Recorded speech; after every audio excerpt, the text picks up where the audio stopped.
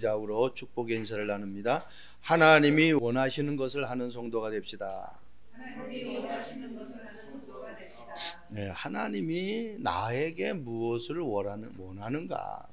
또 우리 교회가 하나님이 원하시는 것이 무엇인지를 알고 거기에 우리가 하나 되어져서 날마다 마음을 같이 해야 됩니다. 그 마음 같은 것을 가지고 우리가 예배하는 축복을 누려야 되겠죠. 가만히 생각을 해보세요. 지금 세상은 어떤 과학적으로나 문화적으로 또 기술적으로 사회적으로 얼마나 많이 발전되어져 가고 있는지 우리는 눈으로 확인하고 또 보고 들을 수가 있습니다. 그뿐만 아니라 교회도 얼마나 많은지 몰라요. 밤에 비행기를 타고 이 지상에서 이 땅을 내려다 보면은 십자가가 그렇게 많을 수가 없어요. 제가 옛날에 선교사로 나가 있을 때에 한국에 들어올 때 보면은 그렇게 십자가가 많아요. 뭐 꼭 하늘에서만 봐서 십자가 많은 것이 아니라 우리가 길거리를 걷다가 보면은 그냥 뭐 거의 한 건물 건너 교회가 있을 만큼 그렇게 많습니다. 교회만 많은 것이 아니라 성도들도 많잖아요. 그러면은 우리가 영적인 사실을 안다면은 믿음의 사람들이 많고 그 믿음의 사람들을 믿음으로 설 수 있도록 교회가 많다고 하면은 이 땅은 점점 더 좋아져야 되거든요. 세상적으로, 과학적으로, 문화적으로, 사회적으로, 모든 기술적으로 발달돼서 좋아지기도 하지만은 영적인 것을 모르는 사람들보다 영적인 것을 가진 사람들이 정말 기도하고 하나님의 말씀 가운데 살아간다고 하면은 나로 인해서 점점 좋아져야 돼요. 오늘 본문 말씀 보면은 사람들이 날마다 구원받는 사람을 더한 것이 아니라 주께서 사람을 날마다 더했다고 그랬어요. 구원받는 사람을. 그러니까 우리가 이런 부분들을 모르면은 그냥 세상에 이끌려가는 거예요. 그러니까 하나님이 원하시는 것을 해야 되는데 과학도 어떤 세상의 문화도 기술도 하나님이 원하시는 것을 해야 돼. 교회도 하나님의 자녀도 하나님이 원하시는 것을 해야 돼. 우리 노아 시대의 삶을 잘 알잖아요. 노아 시대에 하나님이 왜 물로 심판했습니까? 왜 다 물로 하나님이 만드신 그 지구에 있는 모든 것을 다 쓸어버렸느냐는 얘기죠. 자기가 좋아하는 거 했어요. 하나님이 원하는 거 안 했어요.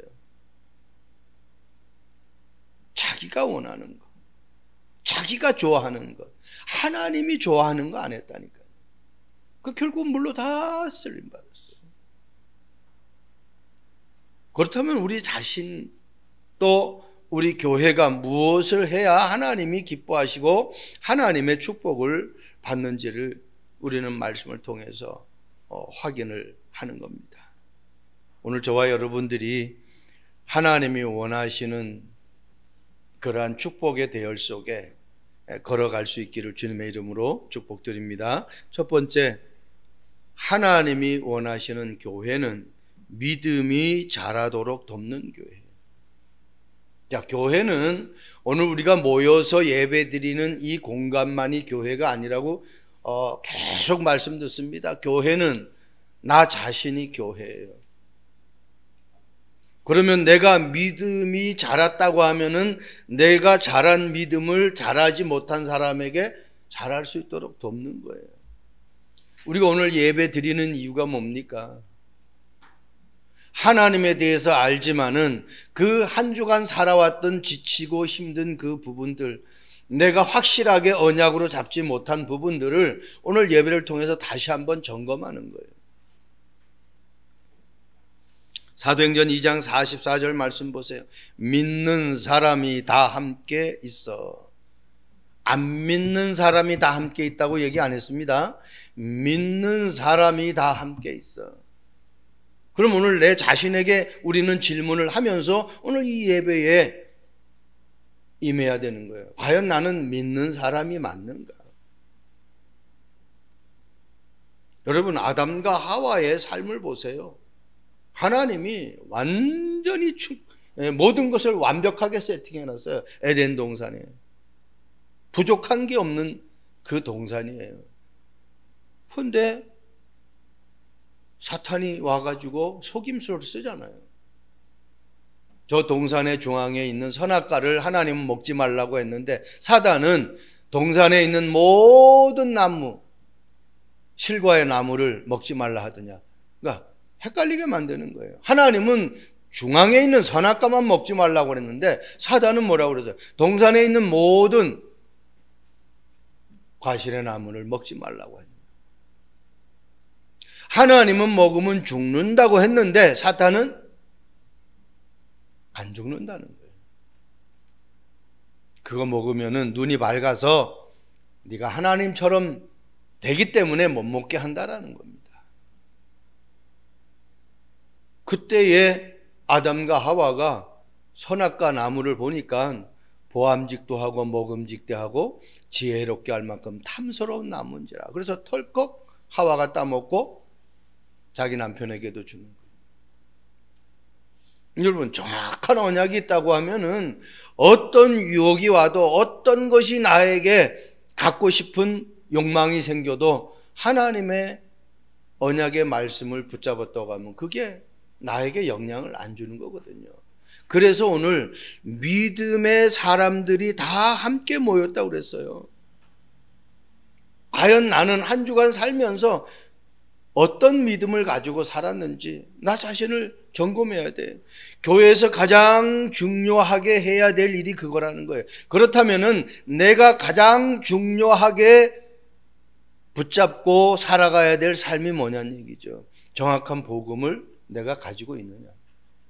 교회에서는 다른 것도 중요하지만 가장 중요한 게 정확한 복음을 성도들에게 가르쳐줘야 돼요. 정확하지 못하니까 다른 거, 내가 가지고 있는 거, 내가 들은 것보다, 내가 알고 있는 복음보다 다른 것을 봤을 때 그게 내게 영향을 준다고 하면 지금 복음은 완전하고 충분하고 모든 것이라고 했는데 고백은 그렇게 하는데 내 입술의 고백은 그렇게 되는데 내 뇌에서는 그렇게 안 돼 있는 거예요. 그래서 끌려가는 거예요.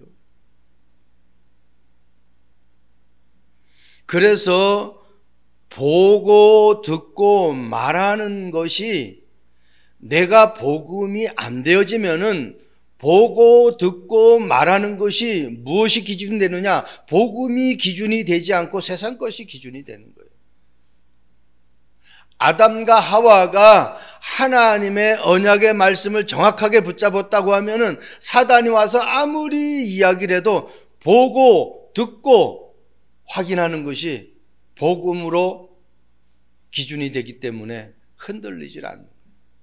그런데 그게 세상 것이 되어버리니까 흔들려지는 거예요. 여러분, 창세기 45장 7절 말씀 보세요. 하나님이 큰 구원으로 당신들의 생명을 보존하고 당신들의 후손을 세상에 두시려고 나를 당신들보다 먼저 보내셨나니. 그냥 요셉이 이렇게 된 게 아니에요. 창세기 37장 1절에서 11절에 해와 달과 11별의 정확한 언약을 붙잡았어요. 그 언약을 붙잡으니 노예로 팔려갔는데 노예 생활이 아니라 보디발 장군 집의 필요를 채워주는 그 장군 집에서 인정을 받는 그런 삶이 되어버립니다. 여러분, 우리 참빛교회 성도들 한 사람이 사회에서 인정받고 사람에게 인정받으면요 그 사람을 통해서 계속 전도의 문이. 우리 엄교사님하고 사모는 합숙훈련 가가지고 대구의 초대교회 장로, 소아마비로 다리를 젓는 장로, 내일을 사업을 하는 그 장로 한 사람을 통해서 계속 그 사업장에 다 믿는 사람들, 안 믿으면은 거기에 직원이 안 돼. 다 믿음의 사람. 그러니까 사업을 하면서 오는 손님들에게 복음을 전해서 그 사람을 예주 영접시켜가지고 교회화시키는. 한 사람이 너무너무 중요한 거예요. 그 믿음이라는 것은 사실은 나에게 얼마만큼 확신이 있는 믿음이냐가 중요한 겁니다. 그러니까 요셉은 해와 달과 11별이 하나님이 주신 그 꿈으로 정확하게 언약으로 붙잡아진 거예요. 그러니까 노예가 아니야. 자기는 누명 쓰고 감옥 가도 상관없어. 왜? 오히려 감옥에서 하나님이 예비한 사람을 만나서 복음을 전하는 거예요. 그 사람의 문제를 해결해 주는 거예요. 답을 주는 거예요. 그러다 보니까 나중에 어때요? 왕 앞에 서는 거예요. 왕 앞에. 사람에게 답을 줬는데 나중에 이게 소문이 나가지고 왕 앞에 선다니까. 왕의 문제가 도저히 해결할 수 없어요. 많은 술객들이 그 문제를 풀을 수가 없어. 요셉이 그 앞에 가서 답을 줍니다. 시작은 자그만하게 했는데 나중에 그 결과는 엄청난 결과가 나타나는 거예요. 하나님의 말씀이 기준이 되면요, 모든 것을 초월하는 기도의 비밀을 누리면서 하나님의 계획을 보게 되는 거예요. 창세기 39장 2절 말씀 보세요. 여호와께서 요셉과 함께 하심으로 그가 어떻게 되었다고요? 형통한 자가 되었대요. 형통. 우리는 다 형통한 축복을 받고 싶잖아요. 그런데 나에게 말씀이 있느냐 말이죠. 말씀으로만 내가 형통한 축복을 얻을 수가 있어요. 제가 항상 말씀드리죠. 하나님이 천지를 만드실 때 뭘로 만드셨다고요? 말씀. 요한복음 1장 1절에서 3절을 잘 묵상해 보세요. 히브리서 1장에서 6절을 잘 읽어보세요. 많이 읽을 필요도 없어요. 창세기 1장에서 한번 1절에서 3절까지만 읽어보세요. 하나님이 태초에 천지를 창조하셨대요. 그 창조하신 아버지가 나의 아버지라니까 한번 생각해 보세요. 그가 없이는 하나도 된 것이 없대요. 세상에 보이는 것은 보이는 것으로 되어진 것이 아니라 보이지 않는 것으로 말미암아 되어졌다는 거예요. 그래서 우리가 눈에 보이는 게 다가 아니라는 거예요. 보이지 않는 것도 하나님이 역사하시면은 보이게 되어지는 거예요. 어마어마한 축복이죠. 기준이 뭐냐는 거예요. 믿음인데 믿음의 기준이, 그 믿음이 어떤 기준이냐는 거예요. 예수님이 그리스도라는 기준이 돼야 돼요. 로마서 10장 17절 말씀 보세요. 그러므로 믿음은 들음에서 나며 들음은 무슨 말씀요? 그리스도의 말씀. 믿음은 어떻게 된다고요? 들으면서 나요. 세상에 우리가 부분도 마찬가지. 세상 노래도 가사를 한 번에 외웁니까? 계속 듣다 보니까 그냥 무의식 중에 듣다 보니까 그것이 어느 날 내 입에서 튀어나오는 거예요. 내가 무엇을 하면서도 계속 말씀, 하루의 말씀 한 구절만이라도 내가 암송하고 묵상한다고 하면은 그게 나중에 내 신앙생활에, 내가 하는 사업에, 내가 다니는 직장에, 내가 만나는 그 사람에게 어마어마한 영향을 주는 거예요. 그 말씀에 의한 믿음이 돼야 돼. 어떤 말씀? 그리스도의 말씀. 그리스도 무슨 뜻입니까? 기름 부음 받은 자라는 뜻이에요. 기름은 누구에게 기름을 붓습니까? 구약의 선지자, 제사장, 왕에게만 기름을 부었어요.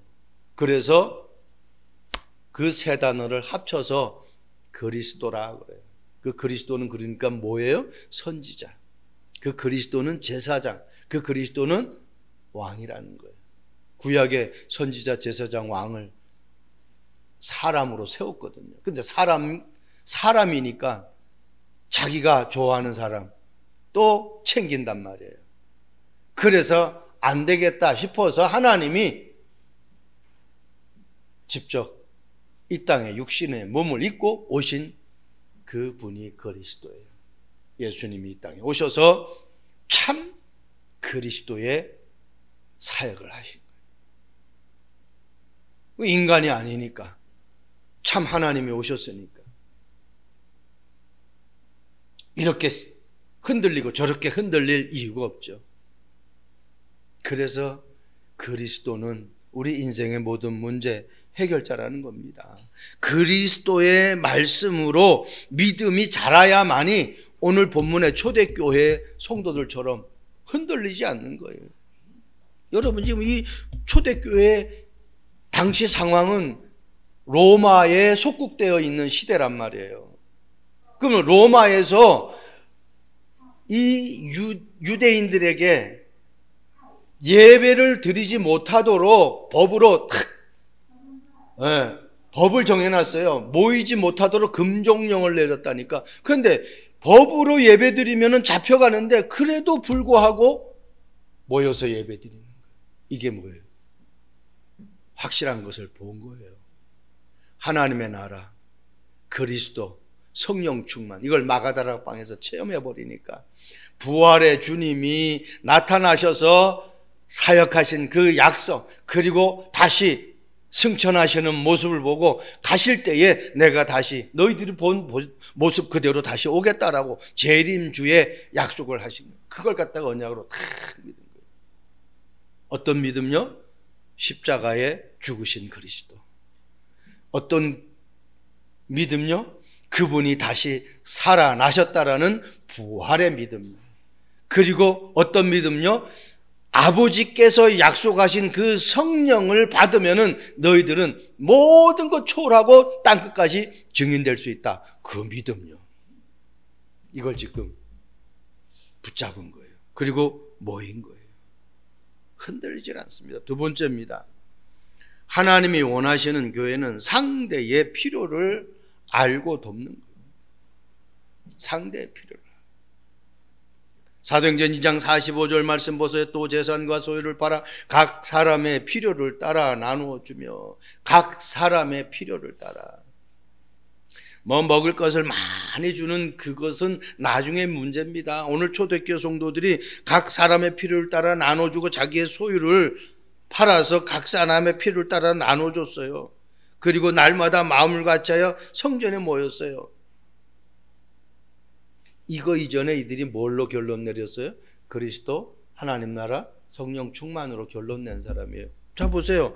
조금 전에 말씀했잖아요. 44년. 믿는 사람들이 다 모였다는 거예요.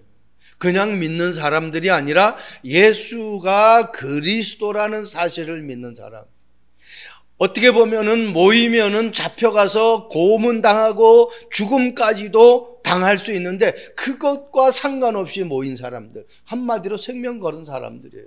이런 사람들의 믿음을 가지고 모인 사람들이에요. 그러니까 어떻게 해요? 이제는 공유할 수가 있겠죠. 여러분, 육신적인 거, 세상적인 것을 가지고는요, 사람들의 마음을 금방 훔칠 수 있잖아요. 세상에 보세요. 누가 돈 100만 원 준다 그러면은 거기 안 갈 사람이 어디 있겠어요. 그냥 와서 앉아만 있으면 돈 100만 원 준다는데 안 가. 10만 원만 준다 그래도 거기 가서 앉아 있죠. 그러니까 현실적인 문제를 가지고 이야기하면은요, 사람들의 마음을 다 훔칠 수 있어요. 근데 그게 중요한 게 아니야. 그것 가지고는 그 사람의 근본 문제를 해결할 수가 없어. 그래서 현실 문제 뒤에 감춰져 있는 영적인 문제를 보지 못하면 안 되는 거예요. 베드로가 나면서 안전뱅이를 보았을 때에 현실 문제를 본 것이 아니라 그 사람 뒤에 감춰져 있는 영적인 문제를 보았다는 거예요. 그러니까 어때요? 은과 금은 내게 없거니와 내게 있는 이것을 내게 준다. 은과 금으로는 안 돼요. 절대로 안전뱅이 일으킬 수가 없어요. 그래서 내게 있는 그 그리스도의 이름을 선포하니까 안전뱅이가 일어나. 가족 중에 씨알도 안 먹혀. 말해도 안 돼. 여러분, 말해서 안 되니까 뭐 해야 되겠어요? 이건 영적으로 싸워야 되는 거예요. 정말 흑암 꺾는 기도하고 하나님 앞에 내가 올인한다고 하면은 하나님은 역사하는 거예요. 여러분, 마가복음 5장 25절에서 34절 말씀 보면은 12해를 앓는 혈류증 여자가 있어요. 12해. 12년 동안 혈류증이 무슨 병이에요? 백혈병이잖아요. 근데 어느 정도냐? 많은 의원을 찾아가 가지고 많은 의원에게 혜택받고 치유받은 것이 아니라 더 괴로움을 당했대. 고치지도 못하면서 계속 침 넣고 주사 넣고 하니까 얼마나 고통스럽겠어요. 그러니까 많은 의원에게 많은 고통을 당했어요. 그리고 그 정도가 아니, 있는 것도 다 허비했어요. 왜? 고치느냐고 갔다가 다 돈을 써버린 거예요. 그 정도가 아니야. 아무 효험도 없었다고 그랬어요. 효과도 없었대요. 돈을 다 허비하고 많은 의원에게 고난 받으면서 치료를 받았는데도 아무런 효과도 없어요. 그런데 중요한 단어가 나옵니다. 예수의 소문을 들었어요. 뭔 소문을 들었어요? 예수의 소문을 들었어요. 마찬가지잖아요. 안디옥 교회가 좋은 소문이 났어요. 여러분 사업이 잘 되려고 하면은 여러분 사업이 좋은 소문 나면 되는 거예요. 누구의 소문을 들었어요? 예수의 소문. 예수님은 의사도 아니에요. 근데 이 혈류증 환자는 12년 동안 많은 의사를 찾아가 가지고 돈을 다 허비하면서까지 치료를 받는데 아무 효과도 없어요. 이전보다 더 심해졌다고 그랬어요. 그때에 예수의 소문을 들은 거예요. 그리고 예수의 옷자락만 잡으면은 자기가 나을 거라고 생각 안 했어요. 구원 받을 것이라 생각했어요. 중요하죠. 그렇다면 내가 정말 구원받은 사람 맞는가? 내가 어떻게 구원받은가? 그리스도의 말씀을 듣고 내가 구원받은 건 맞는가? 그러면 그리스도의 말씀이 나에게 어느 정도 깨달아지고 있느냐 말이에요. 중요합니다. 여러분 말씀 보면서요. 야, 그렇다. 어떤 소문을 듣느냐가 중요한 거예요. 여러분, 교회가 진짜로 필요한 사람은 어떤 사람이냐? 골로새서 4장 7절 말씀 보세요. 두기고가 내 사정을 다 너에게 알려주니 그는 사랑받는 형제요 신실한 일꾼이요 주 안에서 함께 종이 된 자니라. 교회 안에는 이 두기고 같은 사람이 필요해요. 목사의 사정을 알고 성도의 사정을 아는 사람, 그래서 그 사정을 알고 도와주는 사람. 돕는다라는 것은 조금 전에 현실적인 육신적인 그 부분 도움이 중요한 게 아니에요. 그 사람의 근본 문제를 도와주는 것이 가장 중요한 거예요. 사모하고 매일 전도 나가는데 사람들이 복음을 받으려고 안 하거든요. 그럼 어쩔 수 없잖아요.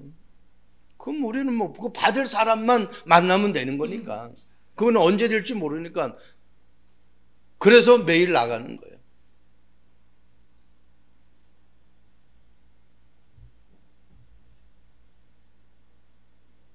저와 여러분들이 구원받은 하나님의 자녀가 내 주변의 사람들의 필요를 모른다. 가장 중요한 건, 더 중요한 건 내 자신이 내게 필요한 것이 무엇인지 모르면 안 되죠. 거의 대부분 어떻게 해요? 현실 문제의 필요성을 느끼고 있어요. 그런데 현실 문제가 중요한 게 아니라니까. 그보다 나의 영적 상태가 더 중요해. 우리가 계속 말씀 듣죠. 응답보다 더 중요한 것은 응답 받기 전에 내 영적 상태가 중요하다는 거예요.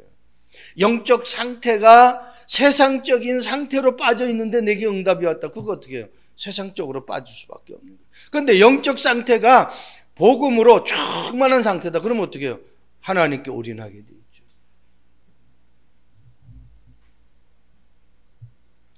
성도들의 사정을 알고 교회의 사역자들의 사정을 아는 그러한 두기고와 같은 사람. 빌립보서 4장 19절 말씀 보세요. 나의 하나님 그리스도 예수 안에서 영광 가운데 그 풍성한 대로 너희 모든 쓸 것을 채우시리라. 하나님은 우리에게 막 갈급하게 조금 간질나게 이렇게 주는 분이 아니에요. 그 풍성한 대로 너희 모든 쓸 것을 채우신다. 하나님이 채우셔야 돼요. 그러니까 그렇게 채우시려고 하나님은 하는데 그리스도 안에 있을 때에 가능하다는 거예요. 그리스도 안에 있을 때. 노아가 방주 안에 있었기 때문에 모든 노아 시대 사람들은 다 죽었지만은 노아와 그와 함께 있던 사람은 살아난 거예요. 내가 어디 있느냐는 거예요.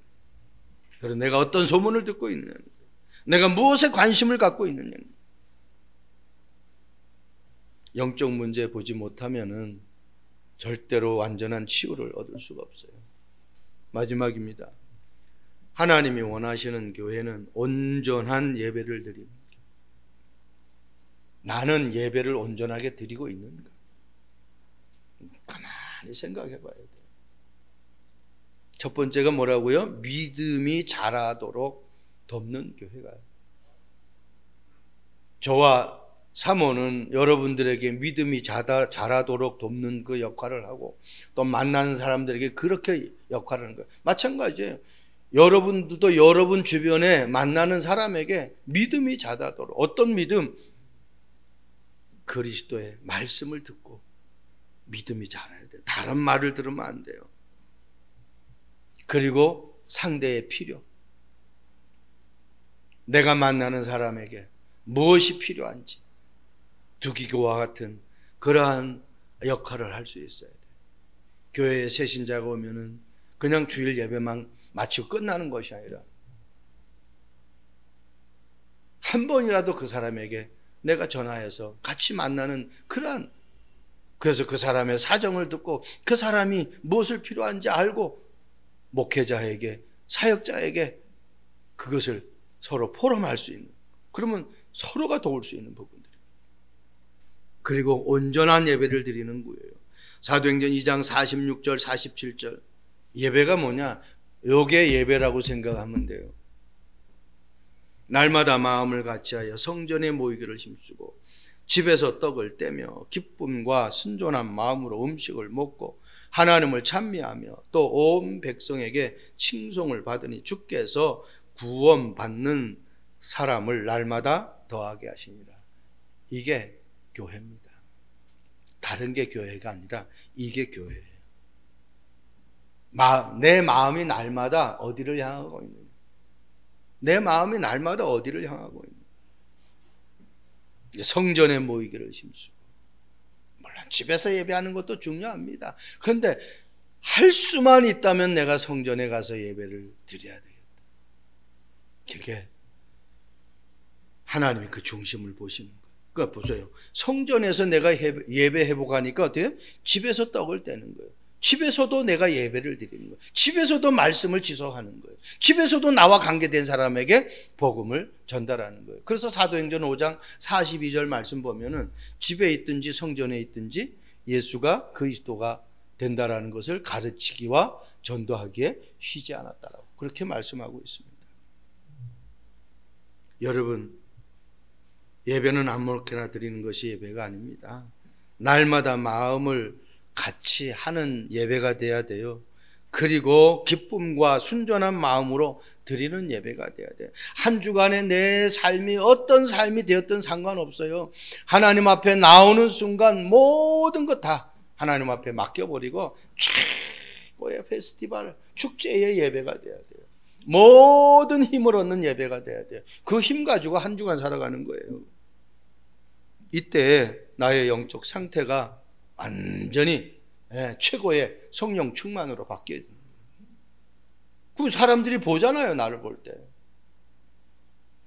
나를 볼 때 사람들이 요즘 많이 뭐 힘든가 봐 라고 나를 보고 말한다고 하면 그 사람 지금 영적 상태가 그런 상태예요. 그런데 요즘 뭐 좋은 일 있어? 그렇게 하면 이제 그 사람은 최고의 영적 상태를 가지고 있는 거죠.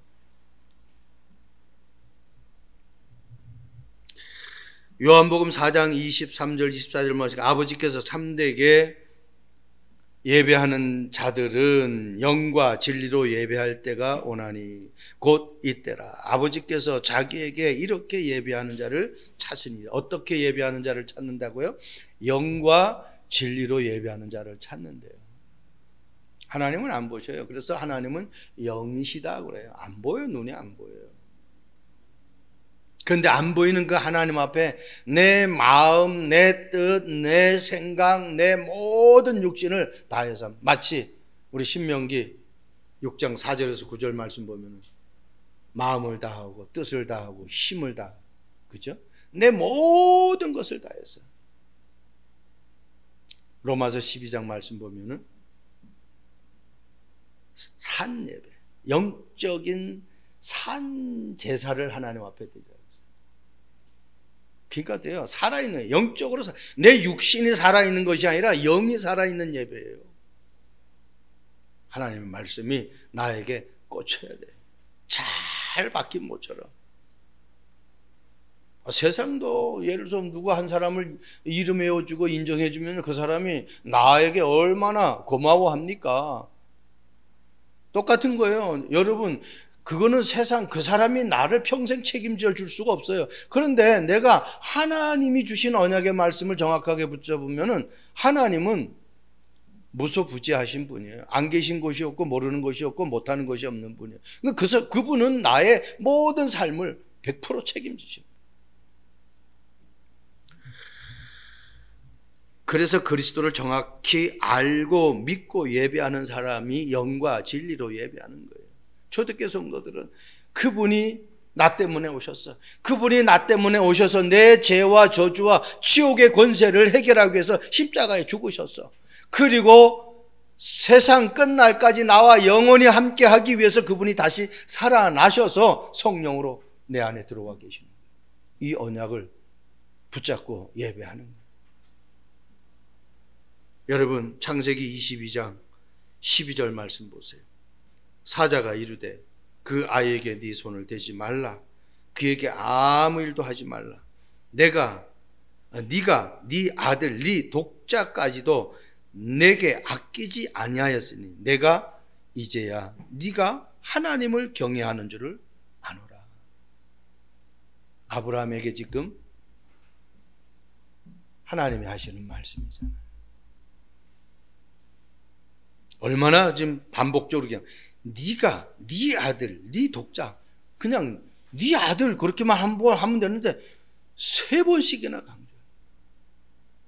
근데 네가 가장 아끼는 거, 왜? 25년 만에 응답받은 아들이잖아요. 네가 아끼는 그 독자까지도 내게 아끼지 않고 드렸으니 이제 네가 나를 예배하는 거, 네가 나를 인정하는 거, 네가 나에게 기도하는 거 이제 알았다는 거예요. 나를 향한 믿음을 알았다는 거예요. 하나님 앞에 그 믿음이 인정받아야 돼요. 우리 세상의 관계도 마찬가지예요. 우리 엄군사님이 나와 관계에서 예를 들어서 믿음이 안 되어지면은 어렵잖아요. 그런데 믿음이 되어지면 무슨 말을 해도 우리는 오케이 할 수 있잖아요. 내가 할 수 없는 것도 할 수 있는 거예요. 왜? 신뢰의 관계이기 때문에. 아브라함과 이삭이 그 믿음이에요. 이 믿음은 어디서 나왔어요? 절대 불가능한데 절대 가능으로 역사하신 그 하나님을 체험한 거예요. 왜? 아브라함과 사라는 나이가 많아 늙었고 사라에게는 경수가 끊어졌다. 한마디로 여자의 생리가 끊어졌어요. 과학적으로 임신할 수 없어요. 의학적으로 절대로 아이를 낳을 수가 없는 상태예요. 그런데 아이를 낳았어요. 그것도 100세예요. 그러니 절대 불가능해서 절대 가능을 체험했으니까 그걸 아버지 아브라함이 자기 아들 이삭에게 전달했어요. 그러니까 어떻게 해요? 부자지간이 완전히 언약으로 하나가 된 거예요. 그러니까 아버지가 자기를 번제로 드리려고 꽁꽁 묶어도 전혀 거기에 거부하지 않아요. 하나님이 그 믿음을 보셨다는 거예요. 저와 여러분들이 어떤 예배냐? 절대 불가능한데 절대 가능으로 역사하시는 하나님을 믿는 그 예배. 그 예배가 우리에게 필요한 거예요. 어떤 불신앙도 우리에게는 필요가 없어요. 그러니까요, 데살로니가 전서 우리 5장 16절 18절 잘 알잖아요. 항상 기뻐하라, 쉬지 말고 기도하라, 범사에 감사하라. 여러분, 기뻐, 감사, 기도 이거 다 우리가 알아요. 그런데 앞에 단어가 더 중요해요. 항상 기뻐해요. 그냥 기뻐가 아니라 항상 기쁠 수 있는 근원이 뭐예요? 그건 복음밖에 없어요. 쉬지 않고 기도하는 내용은 뭐예요? 그 쉬지 않고 기도할 수밖에 없는 복음이 있어야 돼요. 그래서 그리스도를 모르면은, 하나님을 모르면은, 전지전능하신 그 창조를 모르면은 쉬지 않고 기도하지 않게 돼요. 그리고 범사에 감사해. 그냥 감사가 아니라 좋은 일이든 나쁜 일이든 감사할 수 있는 믿음이 내게 있어야 돼. 그게 온전한 예배예요. 그 사람들이 다니엘 같은 사람들이, 그 사람들이 다니엘 친구 새청년 그런 사람들이에요. 그 사람들이 오늘 본문 로마에 속국된 초대교회 성도들이에요. 그런 사람들이 히브리서 11장, 로마서 16장에 기록되어 있는 사람들이에요.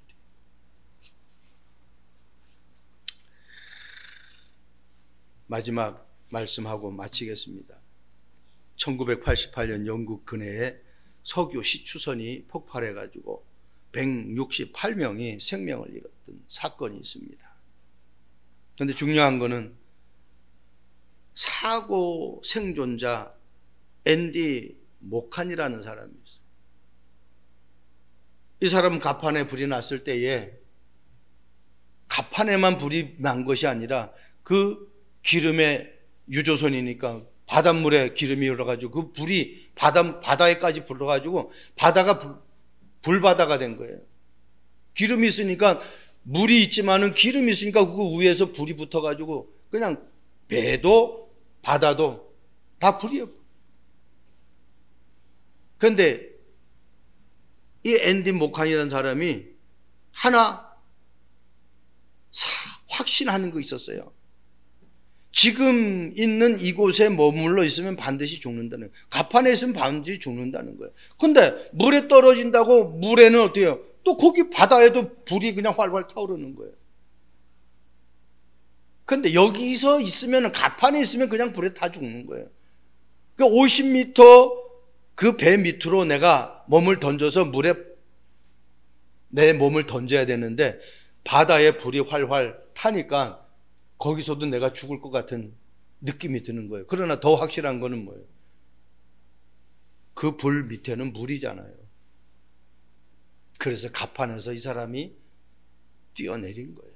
그 용기가 안 났는데 갑판에 있으면 100% 죽는다라는 확신이 드는 거예요. 그런데 몸을 던져서 바다 불 속으로 자기 몸을 던졌어요. 그런데 그 불 속은 잠시지 밑으로 쑥 들어가면 물이잖아요.